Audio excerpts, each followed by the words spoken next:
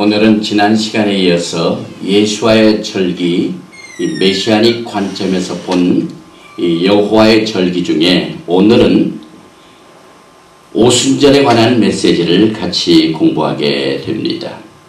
안식일 이튿날 곧 너희가 요제로 단을 가져온 날부터 세어서 7안식일의 수요를 채우고 제7안식일이 이튿날까지 합 50일을 계수하여 새 소제를 여호와께 드리되 너희 처소에서 에바 10분의 1로 만든 떡 2개를 가져다가 흔들지니 이는 고운 가루에 누룩을 넣어서 구운 것이요 이는 첫 요제로 여호와께 드리는 것이며 이날에 너희는 너희 중에 성회를 공포하고 아무 노동도 하지 말지니 이는 너희가 그 거하는 각 처에서 대대로 지킬 영원한 규례니라. 이렇게 레위기 23장 15절부터 17절 말씀과 21절 말씀은 오늘 우리가 공부하게 될 이 77절 오순절에 대하여 말씀하고 있습니다.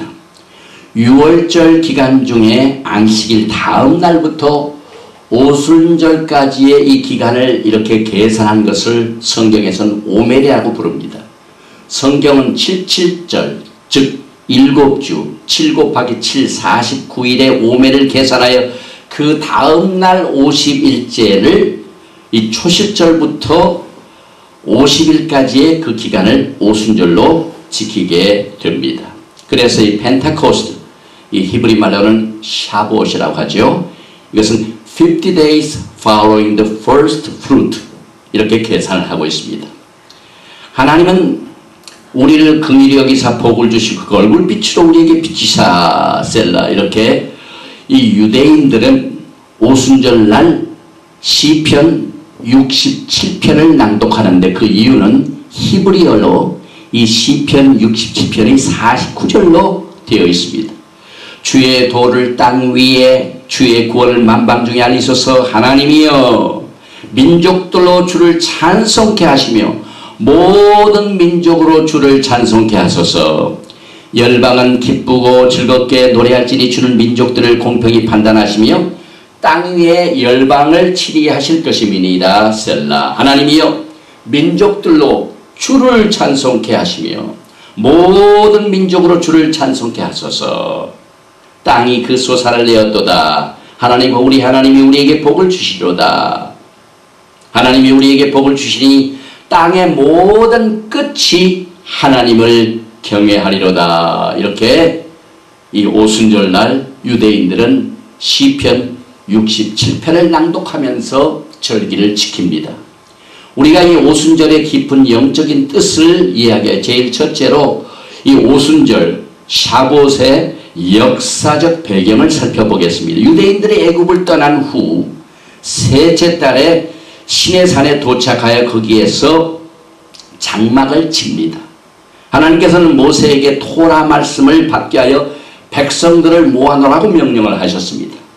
그래서 모세가 백성들을 모아놓고 말씀을 증거하니까 백성들의 대답은 여호와의 명하신 대로 우리가 다 행하리이다 라고 답을 했는데 이것이 출애굽기 19장 9절 말씀에서 나옵니다. 모세는 이 하나님의 말씀을 받기 전에 백성들로 하여금 이틀 동안 옷을 빨아 성결케 하여 제3일에 말씀을 받도록 성결케 하는 준비 작업을 했습니다. 동시에 백성들로 하여금 시내산 근처에 가까이 오지 못하도록 경계를 했습니다. 제3일 아침에 우레와 번개와 빽빽한 구름이 산 위에 있고 나팔 소리가 심히 크니 진중 모든 백성이 다 떨더라. 모세가 하나님을 맞으려고 백성을 거느리고 진에서 나오며 그들이 산 기슭에 섰더니 시내산에서 연기가 자욱하니 여호와께서 불 가운데서 거기 강림하십니다. 그 연기가 옹기점같이 연기같이 떠오르고 온 산이 크게 진동하며 나팔 소리가 점점 커질 때 모세가 말한즉 하나님이 음성으로 대답하시더라. 이스라엘 백성들이 시내산에서 하나님의 말씀을 받을 때 이와 같이 천재지변의 역사적인 사건이 있었습니다. 그래서 모세가 홀로 시내산에 올라가 꼭대기에 거의 다다랐을 때 하나님께서 돌판에 십계명을 주십니다. 하나님이 이 모든 말씀으로 일러가라사대 나는 너를 애굽 땅 종되었던 집에서 인도하여낸 너의 하나님 여호와로라. 출애굽기 20장 1절과 2절 말씀을 기록하고 있습니다. 이제 두 번째로 이 오순절의 주제를 한번 살펴보겠습니다. 이 오순절의 주제는 하나님의 뜻에 대한 새로운 계시가 임하는 것을 말합니다. 레위기 23장 15절과 16절 말씀에 안식일 이튿날 곧 너희가 요제로 단을 가져온 날부터 세어서 7 안식일의 수요를 채우고 제7 안식일 이틀까지 합 50일을 계수하여 새 소제를 여호와께 드리되. 이 오순절에는 중요한 역사적인 사건 두 가지가 발생했습니다. 먼저 하나님께서는 이스라엘 백성들에게 십계명을 이 오순절 날에 주셨습니다. 이 히브리 말로 이 토라, 하나님의 말씀은 영어로 로우, 다시 말하면 율법이라고 해석을 하는데, 우리가 율법 하면은 어떤 것은 하고 어떤 것은 하지 말라는 이와 같은 뜻을 우리가 이해하는 것이 보통입니다. 그런데 이 토라, 이 히브리 말로 이 말씀, 법, 이것은 이와 같은 율법의 의미보다는 지시사원과 티칭, 가르침을 말하고 있습니다. 다시 말하면 하나님께서는 하나님을 더 사랑하고 하나님을 알고 하나님의 뜻을 더 알기 위해서 이 토라를 통하여 지시하시고 가르친 내용을 우리가 이해를 해야만 됩니다. 이스라엘 백성들은 세 번째 달의 제3일에 시내산에 도착을 했습니다. 그런데 하나님께서는 이스라엘 백성들을 3일 후에 만나 주셨습니다. 그러니까 셋째 달에 도착하고 3일 후에 만나 주셨습니다. 그러면 하나님께서 토라를 종교적으로 세 번째 달, 이 시반 달 6일에 만나 주셨습니다. 그들을 만나 주셨습니다. 그래서 이 날이 홍해를 건넌 후 정확하게 50일째에 이 말씀을 받게 됩니다. 예수께서는 또 이 오순절 날 성령 강림을 허락하셨습니다. 부활 후 50일째 날에 예수 안에 있는 모든 성도들이 마음과 삶 속에 영원토록 내주하시게 하여 성령 강림이 오순절 날 다락방에서 임하게 됩니다. 그래서 성령을 루아 하코데시라고 하는데 창세기 1장 8절과 사도행전 1장 8절과 사도행전 2장 1절에서 18절 말씀의 내용인 것입니다. 또 세 번째로 우리가 이 오순절을 정혼식으로서의 오순절로 한번 이해를 해봅니다. 오순절의 가장 아름다운 이미지는 신랑 되신 하나님과 신부인 이스라엘이 결혼하는 관계인 것입니다. 하나님께서 주신 성경적인 결혼에는 두 가지가 단계가 있습니다. 제일 첫째 단계는 비트로달이라고 정혼의 단계가 있습니다. 이 정혼의 단계는 이제 정혼 계약을 맺는 관계입니다. 케두바라고 하죠. 그래서 이 정혼을 하는 순간부터 결혼의 첫 단계에 들어갑니다. 둘째는 신랑과 신부가 결혼식을 하고 이제 육체적으로 동거하는 이 마지막 단계인데 이것을 내수인이라고 합니다. 그래서 two stage of biblical marriage, betrothal, 이것은 legally married, 법적으로 결혼했는데 but don't physically dwell with. 그래서 이 정혼 단계는 결혼하는 관계와 똑같지만은 법적으로는 결혼 관계와가 동일한 효력을 발생하지만은 육체적인 동거는 없습니다. 언제 하냐면은 내수인, 다시 말하면 physically dwell with, 육체적 동거는 이제 두 번째 단계에서 이루어지게 됩니다. 그래서 정혼계약은 법적인 결혼관계와 똑같습니다. 히브리 말로 야코는 에루시라고 하는데 동사형 아사에서 온 말로 서로를 묶는다, 서로를 규제한다. 그래서 야콘 단계는 법적으로 서로를 묶어놓는 단계이고 후속력을 갖게 됩니다.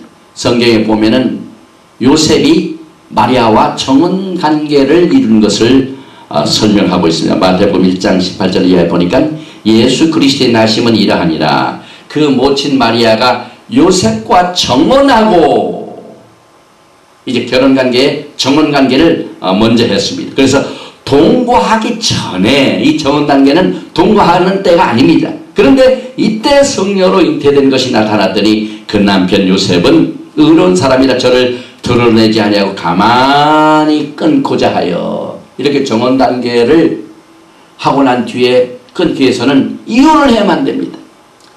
이 토라에 보면은 정혼이 이미 게시되어 있습니다. 레위기 19장 20절에 보면은 무릇 아직 속량도 되지 못하고 해방되지 못하고 정혼한 시종과 사람이 행하면 두 사람이 형벌을 받으려니와 그들이 죽임을 당치 아니할 것은 그 예는 아직 해방되지 못하였습니다.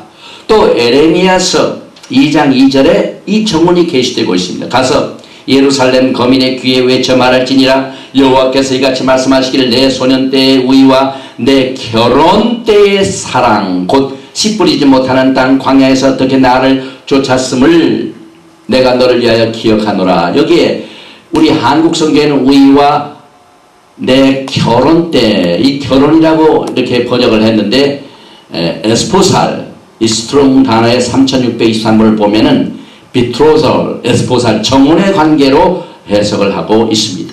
그래서 이 오순절은 하나님과 이스라엘 백성 간의 정혼의 관계입니다. 그래서 그때 이스라엘은 나 여호와의 성물 곧 나의 소산 중 처음 열매가 되었나니 그를 삼키는 자면 다 벌을 받아 재앙을 만났으리라 여호와의 말이니라. 예레미야서 2장 3절에 기록되어 있습니다.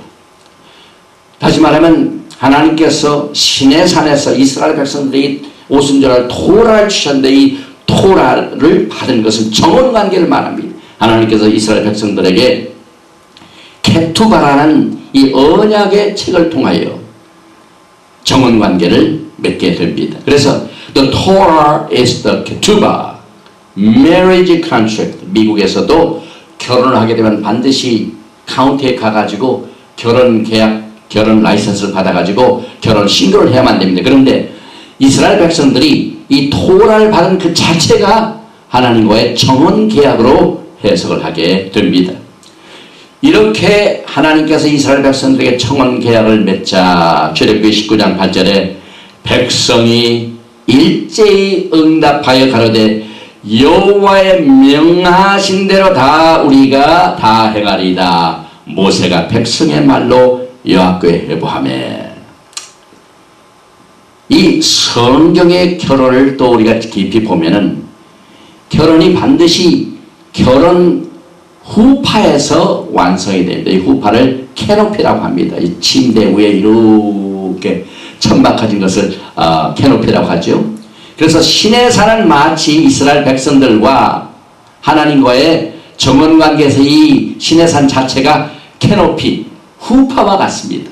출애굽기 19장 17절에 모세가 하나님을 맺으려고 백성을 맞으려고 백성을 거느리고 진에서 나오며 그들이 산 기슭에 섰더니, 그래서 이 산 기슭은 마치 결혼이 완성되는 후파와 같습니다. 또 모든 결혼식에는 두 증인이 필요합니다. 여기서 두 증인은 한 사람은 신랑, 한 사람은 신부라의 증인이 되는데 출애굽기 19장 17절에서 모세가 하나님을 맞으려고 백성을 에스코트 해가지고 시내산 기슭으로 갈 때 두 증인 중에 한 사람의 증인 역할을 합니다. 여기서 시내산이고 여기 이제 모세가 이스라엘 백성들을 말씀을 받는 계약 관계를 말하는데, 그래서 결혼이 완성되기 위해서는 케투바, 계약서에 서명을 해야만 됩니다. 이 증인이 서명을 해야 됩니다. 그런데 한 가지, 모세가 하나님의 토라 말씀을 받아가지고 돌판을 가지고 내려오니까 백성들이 어떻게 환영을 했습니까? 황금 송아지를 만들어 가지고 우상에게 경배하는 것을 보고 모세는, 다시 말하면 증인은 사인하지 않습니다. 그래서 그 돌판에 쓰여진 하나님의 정혼 계약을, 그 돌판을 깨트림으로 말미암아 정혼이 완성되지 못합니다.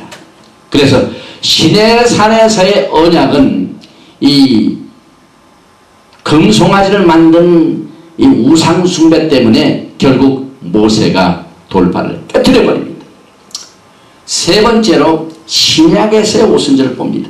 사도행전 2장 1절 이하에 보면은 오순절 날이 이미 이름에 저희가 다 같이 한 곳에 모였더니 호련히 하늘로부터 급하고 강한 바람 같은 소리가 있어 저희 앉은 온 집에 가득하며 불의 혀같이 갈라지는 것이 저에게 보여 각 사람 위에 임하여 있더니 저희가 다 성령의 충만함을 받고 성령이 말하게 하심을 따라 다른 방언으로 말하기를 시작하니라. 오순절날 한 곳에 120명의 백성들이 예루살렘에서 모였습니다. 이때 정확하게 이 초시절부터 50일 동안 계산해야 오순절 날이 이름에 오매를 계산해야 날짜를 세는 것이 다 되니까 약속한 것처럼 성령이 임하게 된 사건을 신약성경은 기록하고 있습니다. 성령이 임하니까 무슨 일이 벌어집니까? 오순절 날 성령 강림과 함께 교회가 탄생되었습니다. 그래서 2장 1절에서는 오순절 날짜가 기록되어 있습니다. 교회가 탄생된 날짜가 기록되어 있습니다. 오순절 날이 이름에 또 2절부터 4절에서는 성령 강림과 함께 교회가 탄생된 것이 신약성경에 분명하게 기록되어 있습니다. 또 사도행전 20장을 보면은 하나님께서 이스라엘 백성들에게 절기 가운데 세 절기를 반드시 예루살렘에 가서 지키라고 한 그 절기 중에 이 오순절이 포함된 것을 이렇게 말하고 있습니다. 바울이 아시아에서 지체치 않게 하여 에베소를 지나 행선하기로 작정하였으니 이는 될 수 있는 대로 오순절 안에 예루살렘에 이르려고 급히 가머라. 급히 감이더라. 사도 바울은 선교 여행을 하면서도 늘 하나님께서 말씀 주신 그 토라를 지키려고 노력한 사실을 우리는 알 수가 있습니다. 또 고린도전서 16장 8절 말씀을 보면은 내가 오순절까지 에베소에 유하려 하면 오순절 명절을 예루살렘에 가지 못하고 에베소에서 지킨다는 사실을 또 이렇게 말씀하고 있습니다. 네 번째로 이제 하나님께서 이스라엘 백성들에게 토라를 주셔가지고 정관계가 깨졌는데 그 언약과 또 새로운 언약을 한번 살펴보겠습니다. 그래서 구언약과 새 언약의 차이를 한번 살펴보겠습니다. 에레미야서 31장 31절에 보면 새 언약에 관한 말씀을 이렇게 주시고 있습니다. 나 여호와가 말하노라. 보라 날이 이르리니 내가 이스라엘 집과 유다 집에 새 언약을 세우리라. 뉴 카버넌트가 게시됩니다. 이 새 언약이 뭡니까? 구약 언약과 어떤 차이가 있습니까? 히브리서 10장 16절 말씀에 주께서 가라사대 그날 후로는 저희와 세울 언약이 이것이라 하시고 내 법을 하나님께서 이스라엘 백성들에게 시내산에서 오순절날 주신 토라의 법을 저의 마음에 두고 저의 생각에 기록하리라 하신 후에 이렇게 새 언약은 마음에 두고 저의 생각에 둔 것으로 그 차이를 우리가 살펴보게 됩니다. 또 에스겔서 36장 26절과 27절 말씀을 보면 또 새 영을 너희 속에 두고 새 마음을 너희에게 주되 여기에 새 영 New Spirit 또 새 마음 New Heart 너희 육신에서 굳은 마음을 제가 굳은 마음 Stony Heart 돌 같은 마음입니다. 그 돌 같은 마음을 새로운 언약에서 어떻게 한다고요? 부드러운 마음을 줄 것이며 또 내 신을 My Spirit을 너희 속에 두어 너희로 내 율례 토라를 행하게 하리니 너희가 다 규례를 지켜 토라를 지켜 행할지라. 이 새 언약에서는 새로운 영, 새로운 마음, 새로운 신, 부드러운 마음이 소개되고 있습니다. 또 히브리서 8장 8절에 보면은 저희를 허물하여 일렀으되 주께서 가라사대 볼지어다 날이 이르리니 내가 이스라엘 집과 유다 집으로 새 언약을 세우리라. 하나님께서 이스라엘 백성들에게 언약을 주신 그 언약에는 아무런 문제가 없습니다. 언약의 이 규례는 그저 흠 잡을 것이 없습니다. 아무런 허물이 없습니다. 그런데 누구에게 허물이 있다고요? 저희를 허물하여 일렀으되 구원약에는 아무런 문제 없으면 사람들의 마음에 문제가 있습니다. 그래서 그들의 심령을 허물하셔서 새로운 언약을 세우십니다. 그래서 원래 언약과 새 언약의 차이는 다시 말하면 Old covenant is heart of stone. 돌판에 새긴 법입니다. 그러나 New covenant, 새로운 언약은 돌판에 새기지 않고 우리의 마음판, heart of stone이 아니라 이 마음판에다가 돌에다 준 게 아니라 우리의 마음판에 주님께서 토라, 율례와 규례를 주신 사실을 우리는 그 차이를 알게 됩니다. 그래서 육신에서 굳은 마음을 제하여 주신다고 말씀하고 있습니다. 에스겔서 36장 26절에 또 새 영을 너희 속에 두고 새 마음을 너에게 주되 너의 육신에서 굳은 마음을 제하고 부드러운 마음을 줄 것이며 이 굳은 마음 이것은 도대체 뭡니까? 이 굳은 마음을 스가랴서 7장 11절과 12절은 이렇게 분명하게 말하고 있습니다. 그들이 청정하기를 싫어하여 하나님께서 주신 그 율법을 듣기를 싫어하여 등으로 향하며 듣지 아니하려고 귀를 막으며 그 마음을 금강석 같게 하여 율법과 만군의 여호와가 신으로 이전 선지자들을 빙자하여 전한 말을 듣지 아니하므로 큰 노가 나 만군의 여호와께로서 나왔다다. 이렇게 해서 이 굳은 마음은 하나님의 말씀 청정하기를 싫어하는 딱딱한 금강석 같은 마음입니다. 우리가 이 스토리 마음, 이 부드러운 마음이 아닌 굳은 마음을 이야기해서 씨 뿌리는 비유를 한번 살펴보겠습니다. 들으라 씨를 뿌리는 자가 뿌리러 나가서 뿌릴새 덜어는 길가에 떨어짐에 새들이 와서 먹어버렸고 덜어는 흙이 얕은 돌밭에 떨어짐에 이게 스토니 하트입니다. 흙이 깊지 아니하므로 곧 싹이 나오나 해가 도들 위에 타져서 뿌리가 없으므로 말랐고 마가복음 4장 3절부터 6절 말씀입니다. 또 마가복음 4장 16절과 10절 말씀이 이렇게 해석을 합니다. 또 이와 같이 돌밭에 뿌리웠다는 것은 이들이니 곧 말씀을 들을 때 즉시 기쁨으로 받으나 그 속에 뿌리가 없어 잠깐 견디다가 말씀을 인하여 환난이나 핍박이 일어나는 때는 곧 넘어지는 자요. 이렇게 성경은 성경 자체가 해석을 하고 있습니다. 그래서 처음에 기쁨으로 이스라엘 백성들이 말씀을 받았지요.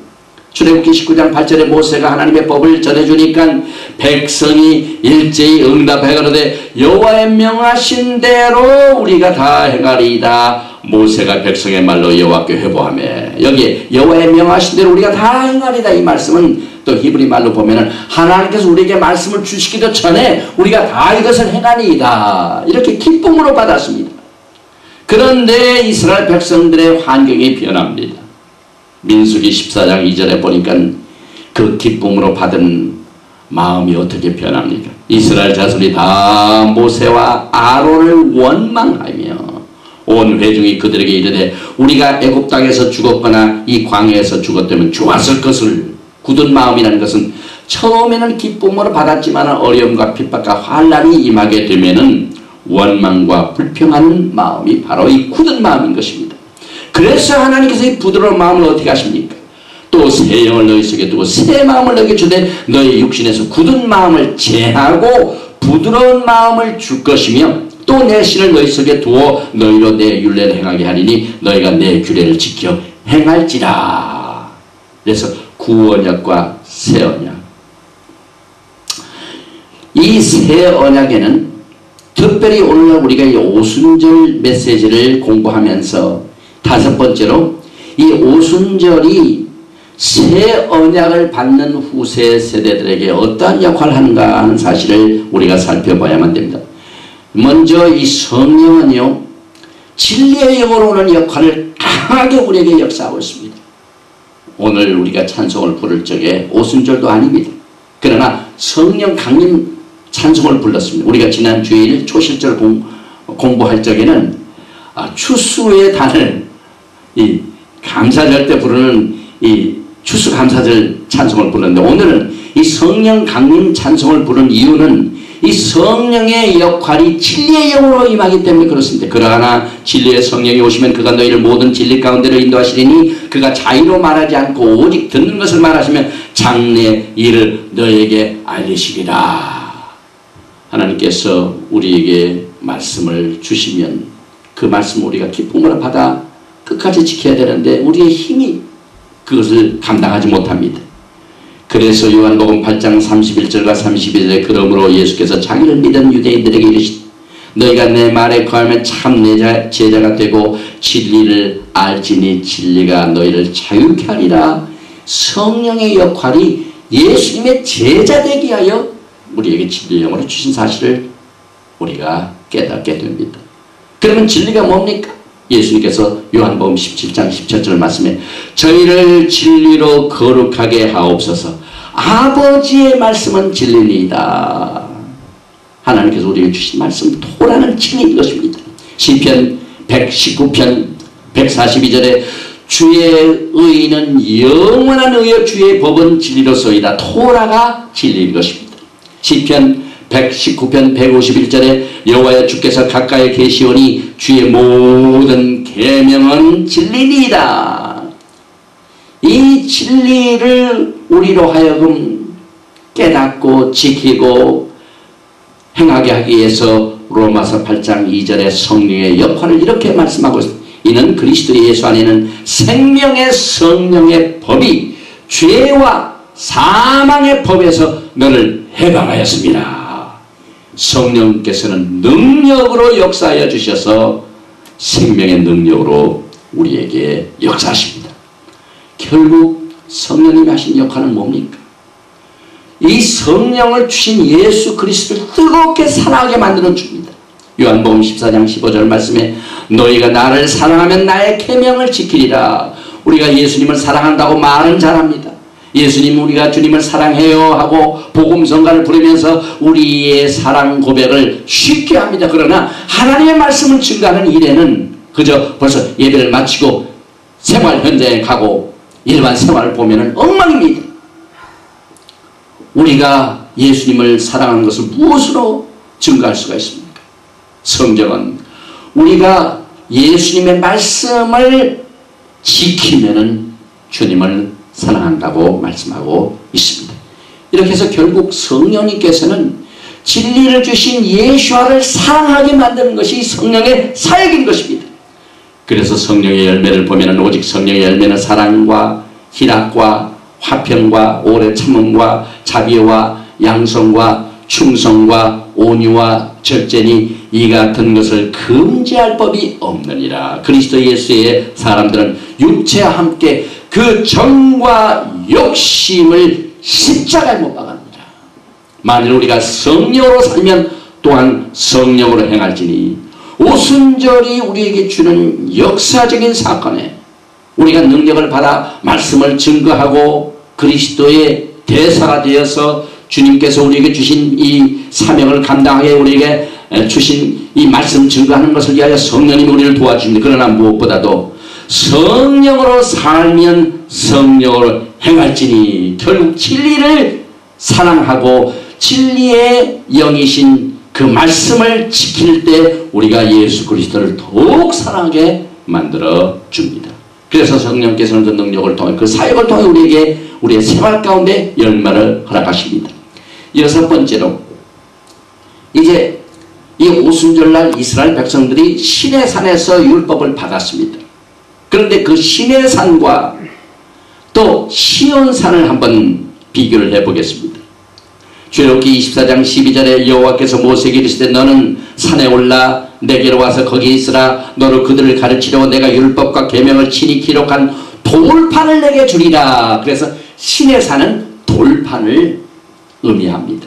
그런데 에스겔서 36장 26절에 또 새 영을 너희 속에 두고 새 마음을 너희에게 주되 너희 육신에서 굳은 마음을 제하고 부드러운 마음을 줄 것이며. 그래서 돌판과 신비의 판, 이렇게 시내산과 시온산이 구별이 됩니다. 또 여호와께서 시내산 위에서 모세에게 이르시기를 마치신 때 증거판 돌을 모세에게 주신 이는 돌판이여 하나님이 친히 쓰신 것이라. 그래서 이 돌판에 하나님이 친히 쓰신 것을 finger of God라고 설명하고 있습니다. 그래서 시내산은 하나님의 손가락입니다. 친히 쓰셨습니다. 그런데 이 시온산은 어떻게 다릅니까? 너희는 우리로 말미암아 나타나는 그리스도의 편지는 이는 먹으러 쓴 것이 아니요 오직 살아계신 하나님의 영으로 한 것이며 또 돌 위에 쓴 것이 아니요 오직 육에 신비한 것이라. 여기서 하나님의 손가락과 하나님의 영, 이렇게 시내산과 또 시온산이 구별이 됩니다. 또 시내산에서는 하나님의 말씀을 받은 백성들이 기쁨으로 받아 해야 될 텐데 어떻게 됐습니까? 그저 금으로 만든 송아지를 만들어 가지고 그 금 송아지에게 절을 하고 우상 숭배를 했습니다. 이때 그 결과가 어떻게 됩니까? 시내산의 결과가 어떻게 됩니까?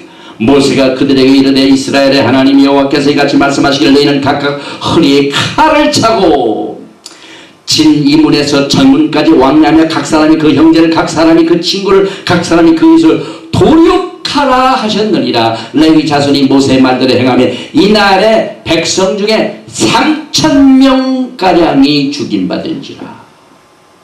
이것이 시내산에서 있었던 사건이었습니다. 그러나 시온산에서는 어떤 사건이 벌어졌습니까? 하나님께서 새로운 마음 새로운 영을 주셔서 심령에 주신 법을 새겨가지고 역사를 했더니 오순절날 무슨 사건이 벌어졌는데 오순절날이 이미 이름에 저희가 다 같이 한 곳에 모였더니 교회가 탄생이 됩니다. 생명의 역사가 벌어집니다. 또 사도행전 2장 41절에 보면 그 말을 받는 사람들은 세례를 받음에 이날의 제자의 수가 3,000이나 더하더라. 참 신기하죠. 구원약의 시내산에서 있었던 그 사건은 3,000명이 죽임을 당합니다. 우상 숭배의 결과입니다.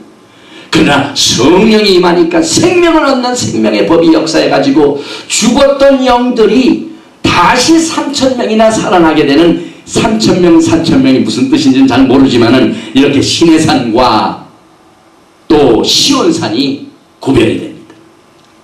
또 not of the letter but of the spirit. 이 율법의 모든 말씀을 실행치 아니하는 자는 저주를 받을 것이라 할 것이요 모든 백성은 아멘 할지니라. 신명기 27장 26절에 저가 또 우리의 새 언약의 일꾼 되기에 만족해 하셨으니 의무로 하지 아니하고, 여기서 의문으로 하지 아니한 그 말을 not of the letter, 글자나 찌하지 아니하고 오직 영으로 함이니 but of the spirit.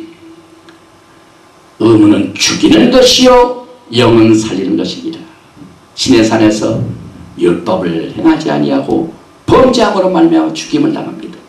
그러나 영은 하루에 3,000명이나 회개케 하여 하나님의 백성들을 낳게 하는 살리는 영으로 역사하는 사실을 우리는 이렇게 시내산과 오순절날 또 성령 강림을 통하여 우리에게 주신 생명 역사를 보게 됩니다. 또 땅의 예루살렘과 하늘의 예루살렘으로 구별이 됩니다. 출애굽기 19장 11절에 예비하여 제3일을 기다리게 하라. 이는 제3일에 나 여호와가 온 백성의 목전에 시내산에 강림할 것입니다. 하나님께서 시내산에 강림하셨습니다. 땅의 예루살렘.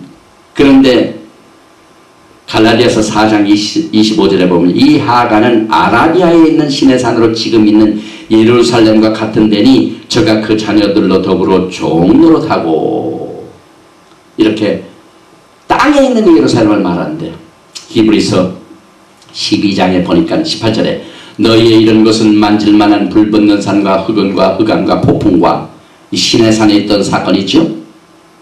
이 히브리서의 말씀은 구약의 이 토라의 사건을 잘 해석해 주고 있습니다. 그러나 너희가 이런 것은 시온산과 시내산이 시온산으로 변합니다. 살아계신 하나님의 도성인 하늘의 예루살렘과 땅의 예루살렘이 아니라 하늘의 예루살렘과 천만천사와 이렇게 땅의 예루살렘, 하늘의 예루살렘으로 변하게 됩니다. 오순절의 역사입니다. 성령의 역사입니다.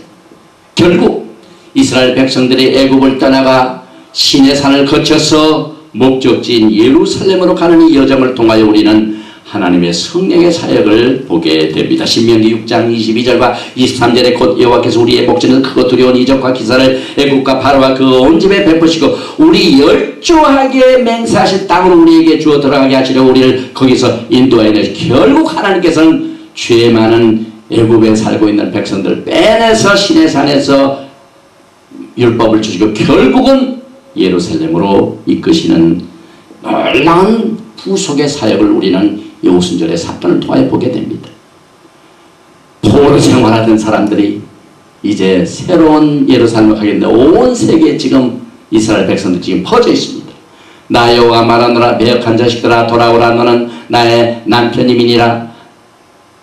내가 너희를 성읍에서 하나와 족속 중에서 둘을 택하여 시온으로 데려오겠고. 그러니까 하나님께서 백성들을 약속을 하시고 난 뒤에 반드시 그 목적지로 인도해 주십니다. 그때 유다 족속이 이스라엘 족속과 동행하며 북에서부터 나와서 내가 너희 열조에게 기업으로 준 땅과 함께 이르리라. 온 세상에 퍼져 있는 하나님의 백성들이 지금 때가 되기 때문에 예루살렘으로 몰려오고 있습니다. 결국 시온산은 메시아의 왕국을 말합니다. 메시아의 시대를 말합니다. 이사야서 2장 2절과 3절 말씀에 말이되 여호와의 전의 산이 모든 산 꼭대기에 굳게 설 것이요. 신의 산은 작은 산 중에 작은 산이었습니다. 겸손을 말합니다. 그러나 이제 이 하나님께서 주신 메시아 시대의 시온산은 모든 산 꼭대기에 굳게 설 것이요 모든 작은 산 위에 뛰어나리니 만방이 그리로 모여들 것이라. 많은 백성이 가며 이르기를 오라 우리가 여호와의 산에 오르며 야곱의 하나님의 전에 이르자 그가 그 도로 우리에게 가르치실 것이라. 우리가 그 길로 행하리라 하리니 이는 율법이 시온에서부터 나올 것이요 여호와의 말씀이 예루살렘에서부터 나올 것입니다. 메시아 왕국의 시대입니다. 신의 산은 조그만 산이었습니다.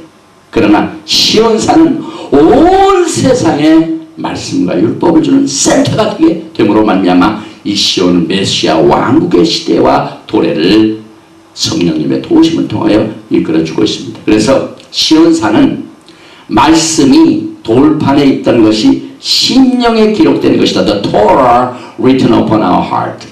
그 다음에 시온산은 야곱의 집의 포로 생활이 끝난 것입니다. The end of the exile of the house of Jacob. 모든 포로 생활, 방랑 생활이 끝납니다. 또 예수와께서 메시아 왕국을 세우시고 말씀을 선포하시고 다스리십니다. The Yeshua teaching the Torah from Jerusalem during the Messianic era. 또 하늘의 예루살렘입니다. The heavenly Jerusalem. 이것이 우리가 이 오순절날 기억하게 될 시내산에서 말씀받은 오순절의 사건이 이제 시온산에서 영광 중에 끝나게 된 것을 우리가 알게 됩니다. 그래서 결론은 오순절은 첫 사이클, 봄절기. 이 절기가 끝나는 사이클입니다.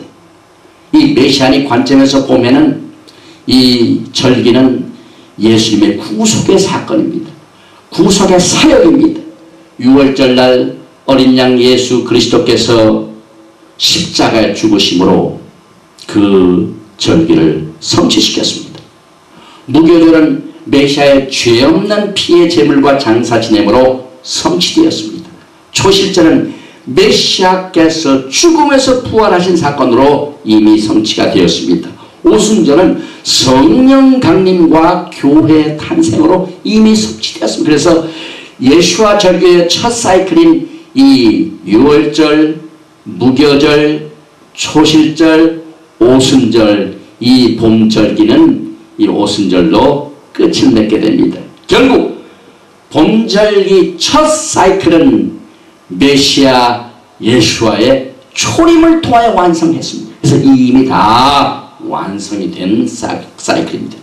그런데 이제 나머지 마지막 사이클 새 절기, 다음 시간에 우리가 공부하게 될 나팔절, 로셔슈나, 그 다음에 속죄절, 욤키푸르, 장막절, Feast of Tabernacle, 수콧, 이 세 앞으로 우리가 공부하게 될 절기는 예수 그리스도의 재림을 통하여 완성하게 될 것입니다. 샬롬. in Yeshua. 다음 주는 이제 우리가 6강으로 나팔절을 공부하게 되는데 다음 주에 우리가 Love for Israel 종말론 성의 관계로 9월 7일 날 주일날에 강의를 하게 될 것입니다. 그래서 포트랜드 오레곤에서 이 마지막 가을절기 이 가을에 있게 될 여름이 끝나고 이제 이 종말론 성회가 있게 되는데 이 관계가 지금 준비되는 관계로 다음 강의는 그 다음 절기에 와서 공부하겠습니다.